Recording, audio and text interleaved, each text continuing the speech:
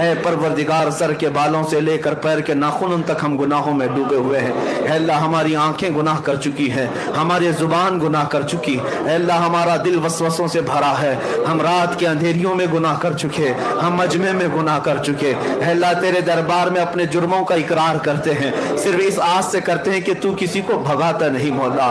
اے اللہ ہمارے گناہوں کا اقرار کسی عدالت میں کیا جائے تو ہمیں پھانسی کی سزا دے دی جائے، ہمیں جیلوں میں بند کر دیا جائے، ہمیں کوڑے مار دیے جائیں، مگر مولا تو اپنے بندوں سے 70 ماؤں سے زیادہ محبت کرتا ہے۔ اے کریم خدا تیرے دربار میں نہ آئیں تو ہم کہاں جائیں؟ اے پروردگار تو نے تو فرمایا جب میرا بندہ مجھے مصیبت میں پکارتا ہے میں اس کی پکار کو سنتا ہوں۔ اے اللہ ہم سے زیادہ مصیبت میں کون ہے؟ تجھ سے زیادہ رحم کرنے والا کون ہے؟ اے کریم خدا تیرے حبیب کی امت آج قسم پرسی میں ہے۔ اے اللہ جگہ جگہ سے تیرے حبیب کی امت کے بچوں کی چیخیں نکل رہی ہیں۔ اے کریم خدا یہ زلزلے، یہ طوفان، یہ آندھیاں اے اللہ پوری امت کو ہلا کر رکھ چکے ہیں۔ اے قدیر و جبار خدا تو رحم کی بارشیں فرما دے۔ اے کریم خدا ترکی ہل گیا ہے، ملک شام ہل گیا ہے، تیرے حبیب کے چاہنے والے ہزاروں کی تعداد میں زمین کے نیچے دب گئے ہیں۔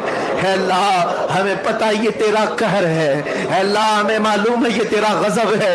اے کریم خدا تجھے تیرے حبیب کی معراج کی قسم، اے اللہ تجھے تیرے حبیب کی محبت کی قسم،